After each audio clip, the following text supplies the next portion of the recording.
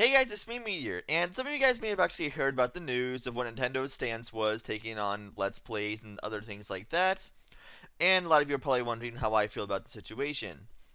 Well, before, if you would have seen I posted a Facebook status about what I thought of it when I first heard about it.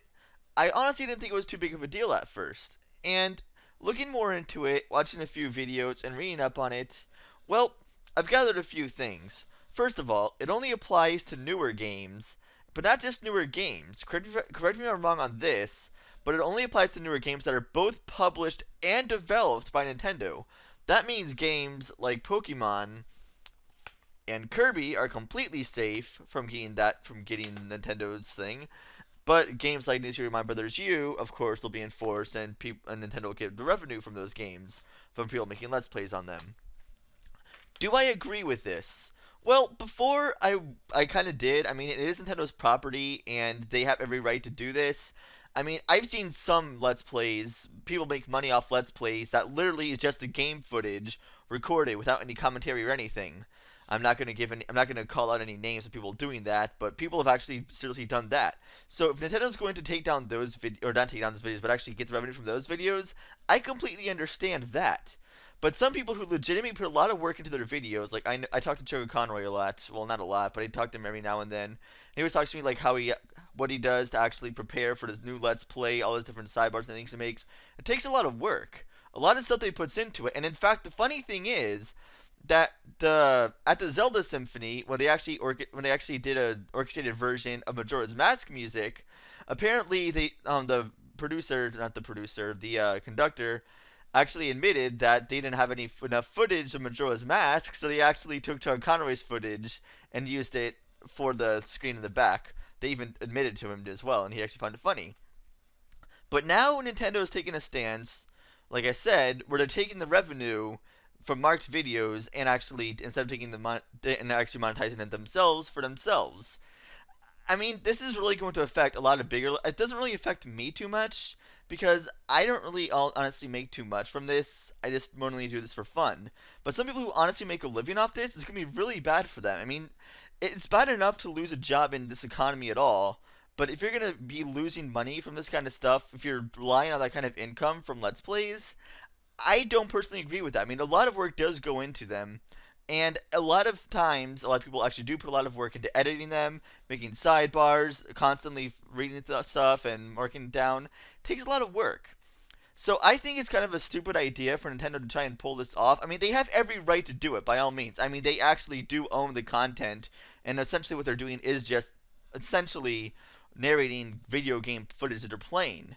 But still, I really don't. I don't know. I don't really agree with it too much. I'm not gonna make a huge big deal out of it like some people are. Like they're like threatening to kill Nintendo or boycott Nintendo completely. I don't think it's that big of an issue, but it's still something that I think should be reconsidered, in my opinion. Either way, that's enough rant about that. Enjoy the battle. Alright, here we go. A new match against Geoscout95. Apparently a newer battler, but he knows the first rule of battling. Stall. Stall like no freaking tomorrow. Anyway, he sends out his Yanmega against my Alakazam, and obviously I'm not going to leave it in, so I switch out here to my Phenomenal to trace that speed boost, just in case. And he's going to protect, but I switch, so it doesn't really matter anyway. So I decided to go for Ice Beam while he goes for Bug Buzz. I'm going to see how much damage that does to me. I do have a Violate, obviously, because it's Porygon 2. What else would I have, really? And I'm going to be able to take it out with an Ice Beam because it's Yanmega. Yanmega's special attack, or special defense was terrible. Pretty much all there is to it. So I get Speed Boost. I have like 2+2 right now in Speed. And now he sends in Jellicent. This Jellicent is trying to pose as a Blizzy, obviously, in its pink color. It's white, fluffy stuff. It's obviously trying to pose as Blissey because this entire battle is so freaking annoying. But yeah, so we'll get to that later. You'll see. Funny thing is, this is a 47-turn battle, and there's no point anytime in the entire battle to where it's just, you know, one Pokemon off 1-1 with another one for like 7 turns or 12 turns. No, it actually is a lot of switching, a lot of stuff involved. Well, anyway, I tried going for Discharge on it twice. No paralysis. So I was going for Skull on me. No burn. So really, nothing really happened because he just went ahead and recovered up. So I'm going to recover myself. And because my Discharge was disabled, which I honestly didn't know Curse Body worked that way. I thought Curse Body only worked for physical attacks. But it works for special too. Okay. Either way, I'm going to switch out now because unless I want to Ice Beam it to death, which obviously is not an option because it's Ice Beam against the Jellicent. That wouldn't really accomplish too much unless I want to try freezing it. Either way, I send my Kirby here for the Imposter and copy it, and I'm going to go ahead and he goes for Sludge Wave, I guess, upon the switch. Not really sure. I honestly forget what Sludge Wave even does as a move. Either way, I disable with Curse Body with what I copied. Okay, why not? Whatever. He sends in Hydreigon, and I'm going to go ahead and just go for Hex. I was thinking about going for another move. I was so close, but I guess it don't really matter because Jellicent didn't really have too good of a move pool from what I gathered there. Well, not really anything real offensive anyway, obviously. Anyway, I copied I traced the Levitate, and that doesn't really help as much because the Draco Meteor. Either way, with a Violate, I take that very nicely. He does have a White Herb though, so I can't take 2 of those. He's gonna well, actually, I might be able to take 2 of those, barely. Either way, he does switch out over to his Jellicent, while I go ahead and go recover up and get my health back. So once again, this Jellicent's here. I'm like, screw it, I'm just gonna switch out. I don't know why I switched out. I could have just gone for Discharge again and try stalling it that way, because I do have Recover. I guess I didn't really see a point, so I suggested I might get bent here, my Alakazam. Take the Scald, and I don't take it very well, because it's an Alakazam. Well, I did get less than half, I guess that's one thing. And I activate my Flame Orb. Now, I went for a Shadow Ball here right off the bat, because I think it'll do a lot of damage. But it does less than half overall. It lowered in special defense, which is good, but he disables my Shadow Ball, and uses Hex to kill me off. Alright, you would think, with me seeing it had Hex as a move as Kirby, that I would not leave in a Flame Orb Alakazam against it. But no, I did, out of pure stupidity. I have no real game plan or real defense for that. That was just 100% unadulterated stupidity. I went for that, and I sent in Latias here, go for the Draco Meteor against his Torterra. Takes it all the way down to very, very low red, which activates his Overgrow.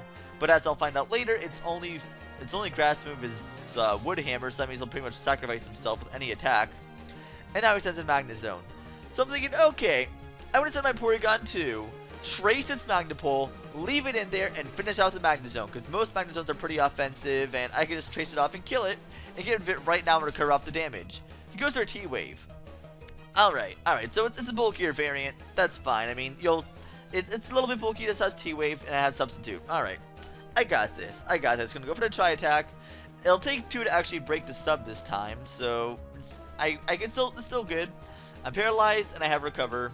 I'm not really too afraid. Thunderbolt's not really doing too much because he's a bulky variant. Tri-Attack again, and I break the sub now. Alright, that makes sense. Of course, the next turn I'm going to go for Substitute again, because that only makes sense, being as it's Magnezone. So I go for Tri-Attack here, and I actually take out the Substitute in 1 hit this time. So I'm like, alright, 1 more Tri-Attack should take this thing out, no problem. Magnezone will be out of the picture, so it won't have to annoy me anymore the rest of the game. Rest. Screw you. Screw you so much. Why do you have Rest? Ugh, good. Okay, I'm going to recover. I'm going to recover and switch out. That's fine. I'm good. I'm going to switch out here, send in Ursovane, and it's asleep. I'm not afraid of it. And because of 5th gen mechanics, if he switches out, he'll get 2 turns of sleep again because of 5th gen mechanics. So I activate my Toxic Orb here. He's going to switch out to Jellicent. I was this close to going for Earthquake, but no, I decided to opt for a Drain Punch for some odd reason. I was like, I knew he was going to send a Jellicent. Screw it, I'll go for Drain Punch, whatever. So now I send in Kirby again just to chase the Curse Body, and not chase it, or Imposter and copy it completely, and he's going to recover off the damage. So I figure, if I stall him out, or I just, wall him like this, he's going to switch out himself. I decided to go for Sludge Wave, because is that like a 50% chance of poisoning or something? I really should look at what Sludge Wave does. I'm honestly not sure. And if it doesn't do that, then what's the point of Sludge Wave exactly? I don't know. Maybe I'm missing something completely. I sent in Lady in Red here, knowing that it's probably my last viable option to have against this thing, if anything, if he burns me. Either way, now he sends his Magnezone again while I go for Hidden Power upon the switch. I'm like, oh yeah, going for Hidden Power, putting that switch, and he has an Aqua Berry. Well, that would have been a good prediction, but looks like you now know I have Hidden Power Fire, because you had an Aqua Berry, so what else would you have? So you're going to switch out into Jellicent again, to take the Hidden Power Fire, of course, which does nothing to Jellicent, because it's Hidden Power Fire. Specs means nothing against not a very effective special bulky guy. So now I'm going to switch out again and send in my Phenomenal here and try going for Discharge. Just discharge it up. I don't even care. Just Get rid of this thing, please. This thing's annoying me to death. It's been like how many turns and it's not even remotely close to being defeated. I don't even know what I have on my team to even take out this guy, in all honesty. I'm at a loss for options. I have nothing really to take this guy. So go for discharge, and this is less than half. You can just recover off the damage. I just want to paralyze you. Just please, I want to paralyze you. Just let me go ahead.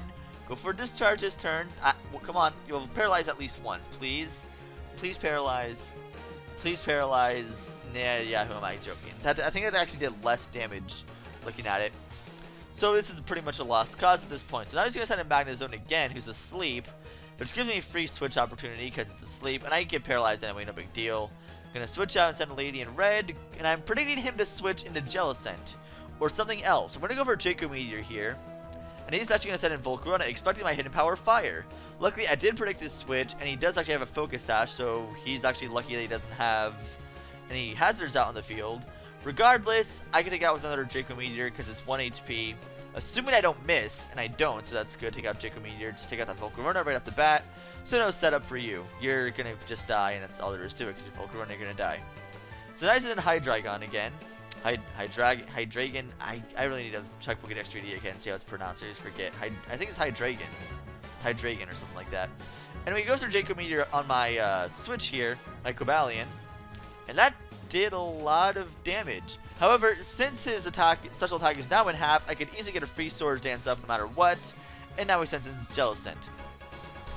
I guess my only option is here is to go for Stone Edge and hope it does a lot of damage and then finish it off with another Pokemon. That is really my only option, my only viable option I have here.